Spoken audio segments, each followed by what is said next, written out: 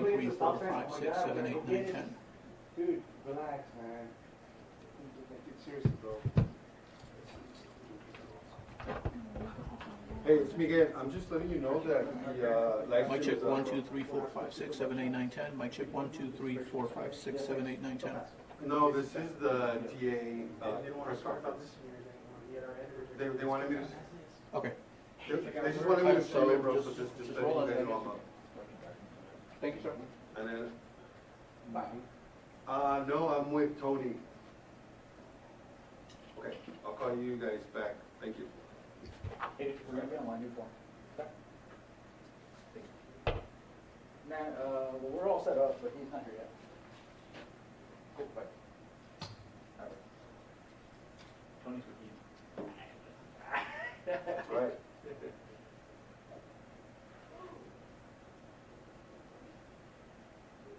I did that when I was at Fort Lauderdale, though, and I was, oh, look, it's Nick Hogan.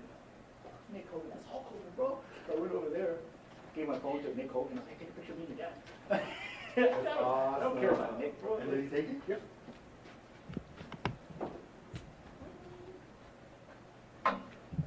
Who wanted to see Nick Hogan?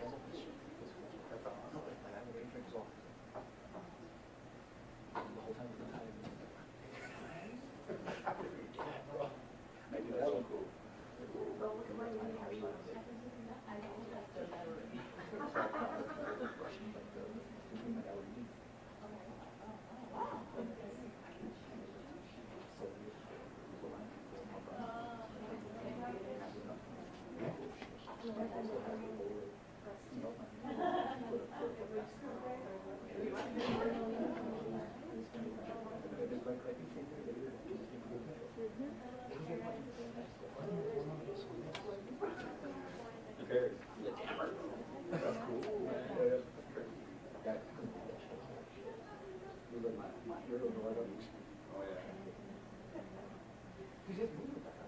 All of them. Even the shitty ones were good. Yeah.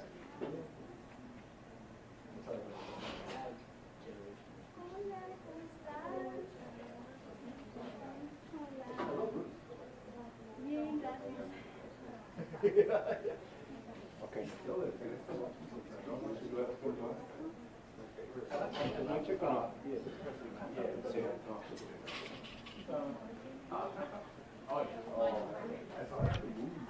Mic check 1, 2. Mic check.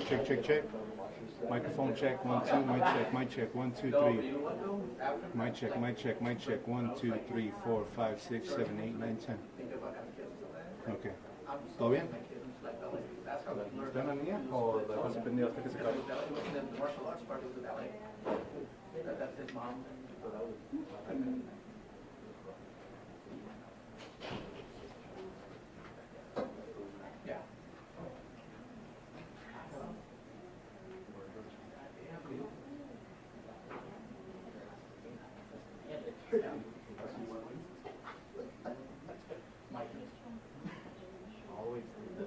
I had this commercial recently. What is it? Yeah.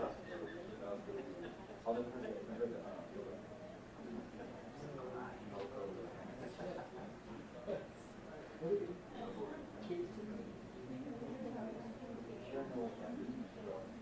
yeah.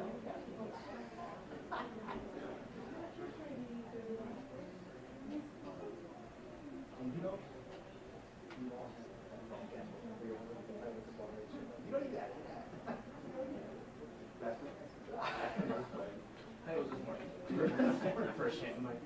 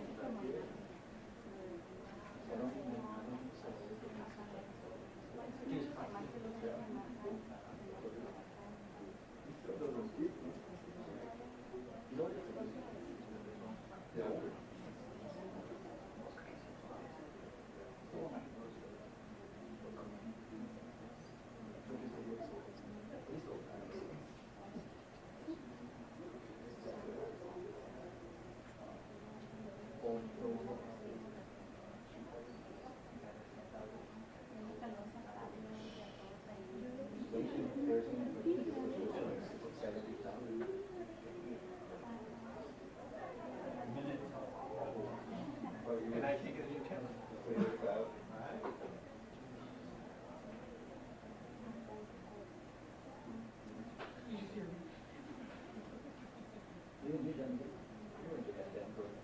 Oh, yeah. Oh, yeah. Oh, yeah, bro. Yeah.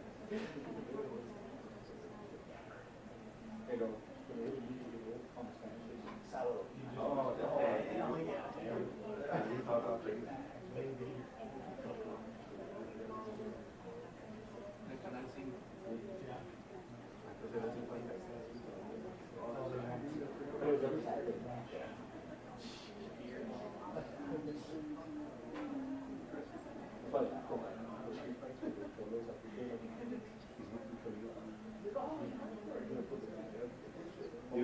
Yo.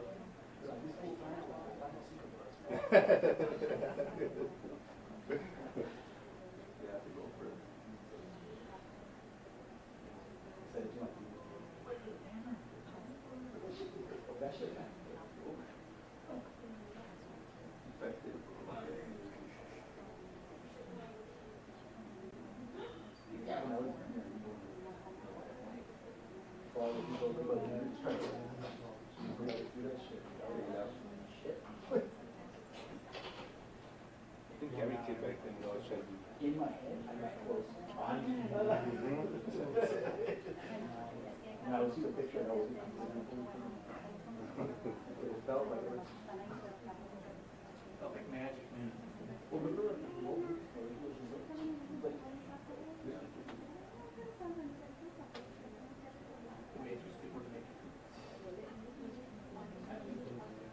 well, I remember in the early the anime was on the time.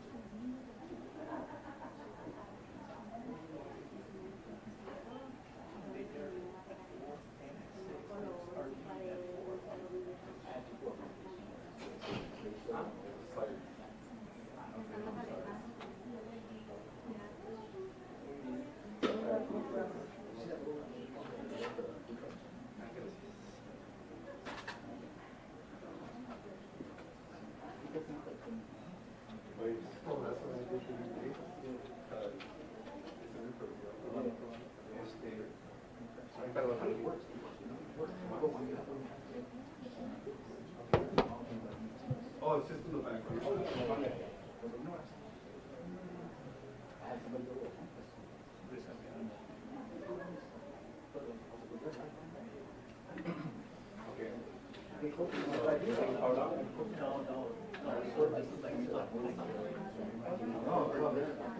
No, this is like a full cheap. So he's moving. Some you that this like that my chief that this network is they know better than this.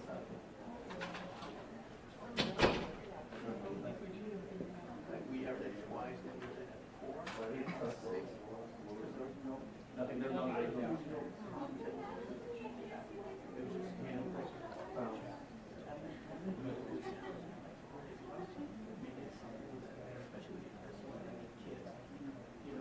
Dude, that'd be great, because then after I can get the comment. Yeah, exactly.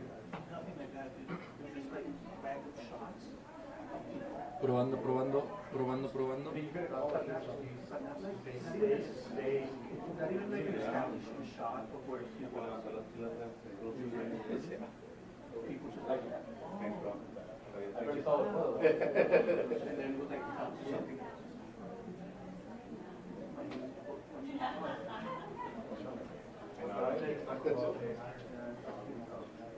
You guys have a picture on your camera. Yeah, do it. Actually, got kids that were burning themselves with it.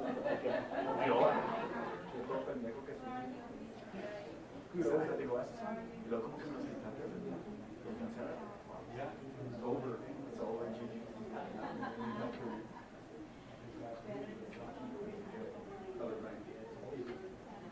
I think your vision was already fading to this. You got to tell them or you didn't even solve it. You did? What up again?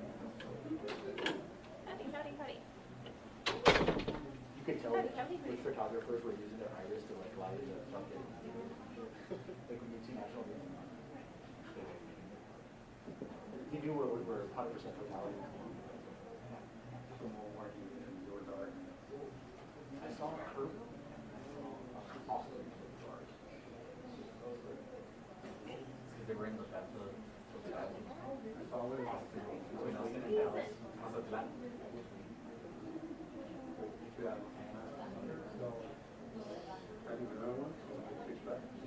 Now I've gotten to like 45, we're going to see. This got pretty dark. Here, got great. I mean, it wasn't dark, but it was darker.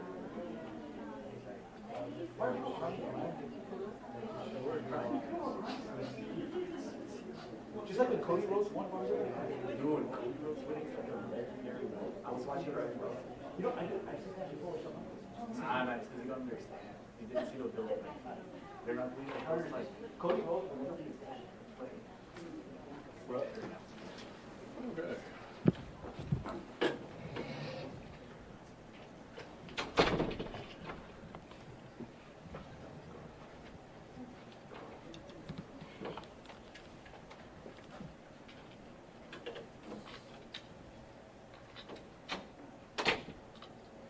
Good afternoon. Are we all ready?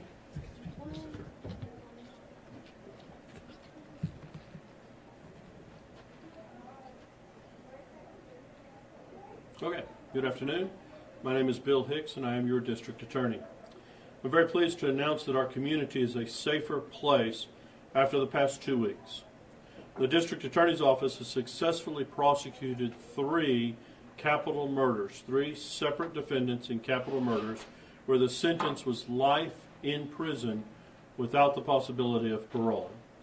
On March 28th, Assistant District Attorneys Preston Murphy and Jacob Reynolds of our Board of Prosecution Unit had successfully prosecuted Alexis Dominguez for the causing the death of Arnulfo Apodaca Gonzalez, which was in the course of trying to kidnap Mr. Gonzalez on the 26th of August, 2019. That cause number is 2021-0D00388 out of the 34th District Court. Mr. Gonzalez was 62 years old at the time of his murder. On April 3rd, Assistant District Attorneys Lisa Clausen and Eric Willard of our Special Victims Unit successfully prosecuted Marvin Rex Lake. That's in cause number 2021-0D01268. Mr. Lake was prosecuted and convicted of causing the death of Joshua Dehart, a 13-month-old baby, at the time of his death on April the 12th, 2021. This baby died 4 days after the assault while in the arms of his parents at the hospital. Then this past Thursday, on April the 4th, Assistant District Attorneys Samantha Nelson and Liliana Elizada had successfully prosecuted Eduardo Garza for causing the death of Miguel Rivera.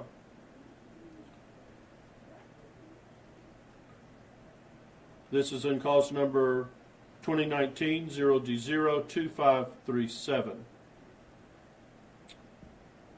Mr. Garza caused the death of Miguel Rivera while trying to burglarize or rob the home that Mr. Rivera was in. Mr. Rivera was 63 years old at the time of his murder. These capital murder convictions ensure that the defendants will remain in prison for the rest of their lives, and while that does help ensure our community is a safer place, it does not compensate the victims for the pain and the suffering that they have gone through. It does, however, send a message. It sends a message to those that would harm and cause danger to those in our community that our juries will not tolerate criminal behavior in our community. The police will investigate. The district attorney's office will prosecute. And this district attorney will make sure that you will face justice in our courtrooms. I want to thank the juries for their service and their verdicts. And we ask that everyone please continue to come and serve in juries. It is a very necessary part, and I know that jury service is not always easy, but it is critically important to community service and to seeing that justice is done. I'd like to recognize the very hard-working public servants that made this justice possible, that achieved justice for these criminal victims and crime victims. On the Marvin Rex Lake case, Assistant District Attorneys Lisa Clausen, Eric Willard, Paralegal Donna Welch, Legal Secretary Stephanie Vasquez, Grisel Aguirre, Victim Advocate Lorena Garcia, and Investigator Angel Lopez. Please come forward.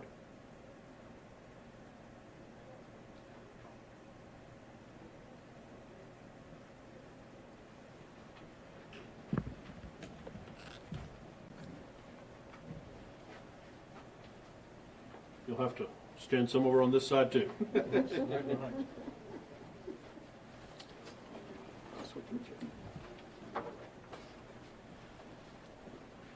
These fantastic public servants worked hard, worked weekends, worked late in the night to see to it that Mr. Lake was held accountable for his actions.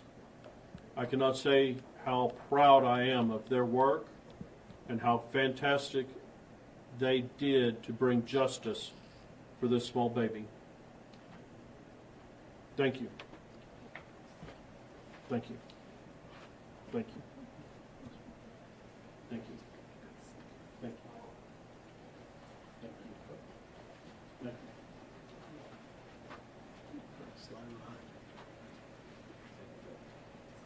you. I'd like to recognize those who brought justice to Alexis Dominguez, Assistant District Attorneys Preston Munson and Jacob Reynolds. I know that Jacob is currently traveling for the office. He's attempting to recruit new attorneys for the office. Paralegal Naomi Garcia, Legal Secretary Isabella Tonche, Victim Advocate Juana Vasquez, and Investigator Raul Bencomo.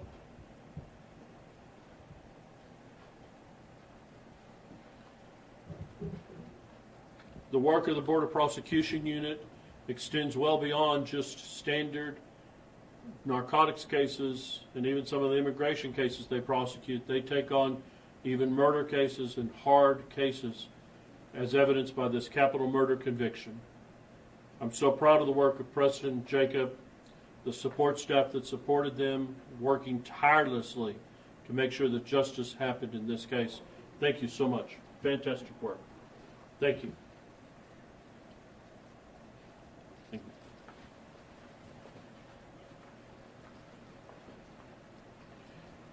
Finally, those who brought justice to Eduardo Garza in the 409th District of Court, Assistant District Attorney Samantha Nelson, Eliana Elzalde, Paralegals Donna Welch, Jose Piedra, Victim Advocates Joseph Rodriguez, Lorena Garcia, Investigator Angel Lopez, who's doing a lot of double duty, Joseph Williams, Legal Secretary Stephanie Vasquez, and Grisel Aguirre.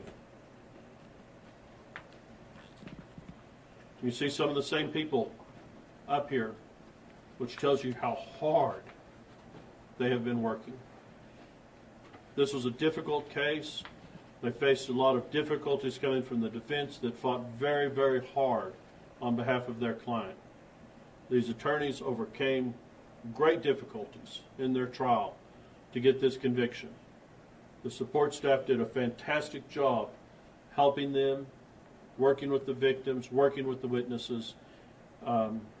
It's just absolutely phenomenal, the work that it took to get us to this conviction. And my congratulations to the team that brought justice in this case. was phenomenal. You should all be very, very proud of the work that you all did. Good job. Good job. Good job. Good job. Yeah. Good job.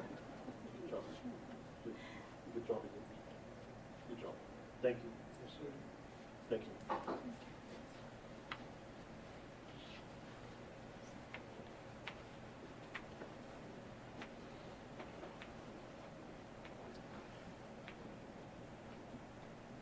I want to recognize these attorneys and these support staff members because it's important to understand how hard the public servants in this district attorney's office work for justice.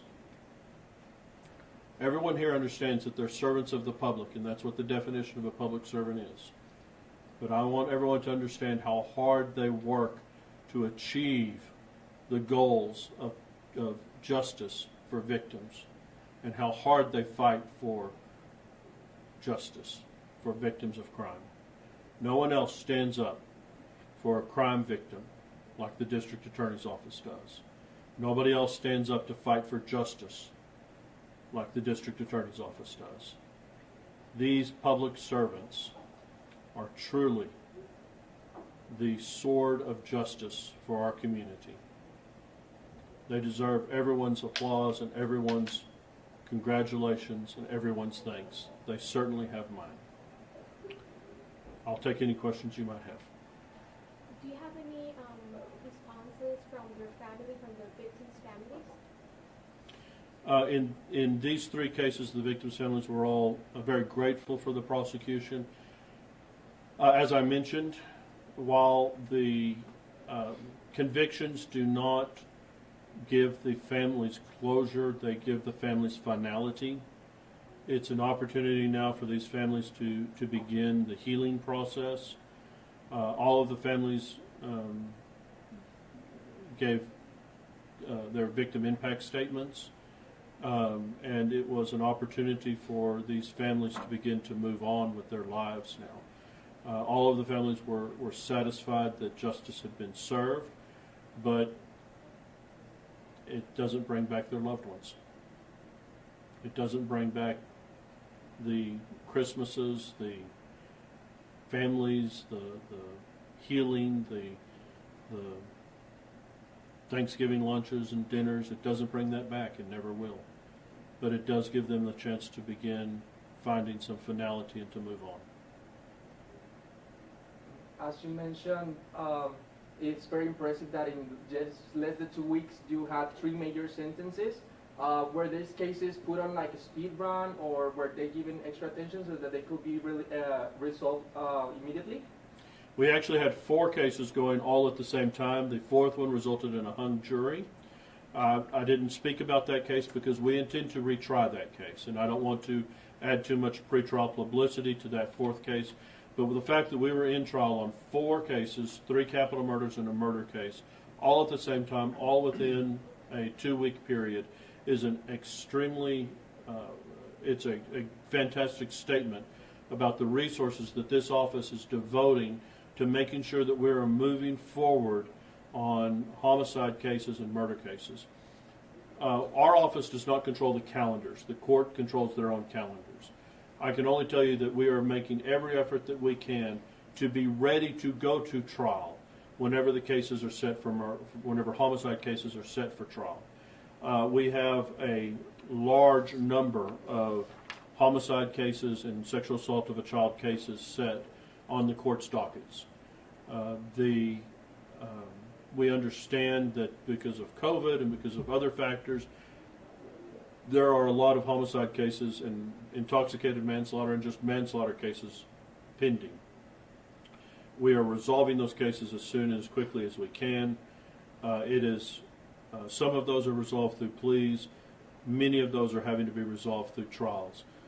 We only ask that the courts give us an opportunity to go to trial so that we can resolve the cases. Oftentimes, when they're faced with the trial is when we're able to resolve the case through a plea agreement or with a trial.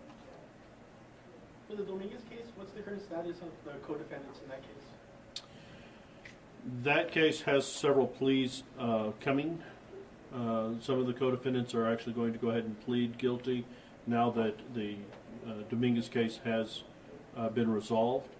But we'll have to go through each of those individually to tell you. But some of those are actually have relented and are going to plead guilty. Can you release the names of those defendants? I'll have to get the list for you. I don't have them right here in front of me. And in her other case, does she have aggravated kidnapping? Where's that status at? We're evaluating that to decide if we want to go forward, if we're going to go ahead and dismiss and allow it to plead on and let her go on to prison. And then we know it was a gang-related case. Do you know the name of the gang or if they committed other crimes?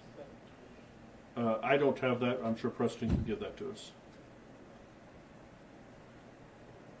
On the Luis Renteria plea, can you tell us how's the plea deal made? On which case? The Luis Renteria. That case was not one of the ones we discussed here today. On the Renteria case, that was a very difficult case that has just pled guilty today. In resolving cases, we have to look at. We have a set group of very experienced attorneys that are reviewing cases. The attorney who reviewed the case on Renteria in particular is an attorney with nearly 40 years, 30 years of experience, has a tremendous number of homicide and even capital murder case experience.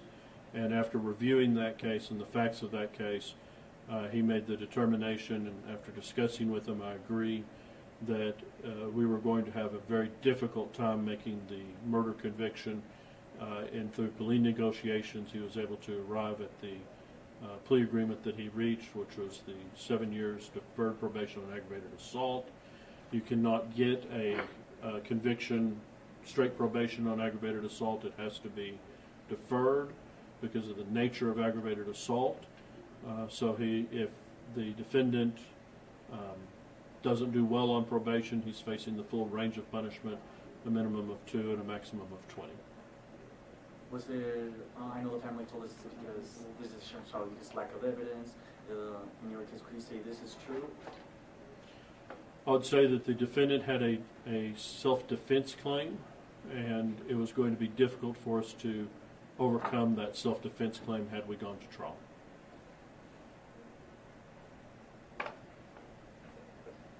Preston. Regarding the Alexis Dominguez case, you asked whether what gang it was tied to. She was a member of the Brown Dog Serranos, and she had ties to La Leña. And do you have the names of the co-defendants? The co-defendants. Sorry. The co-defendants are Adrian Corral, Luis Ochoa, and Eddie Chavarria. And those are all set in the 384th. And are they the same defendants in her aggravated kidnapping case, or is it different? There's some defendants that are similar to the same on the other kidnapping. Some of them aren't involved in that crime. Thank you. Any other questions? Okay. Thank you very much for being here today. Appreciate your time, and we appreciate the pursuit of justice that our hardworking public servants are taking care of back there for us. Thank you very much. Thank you, sir.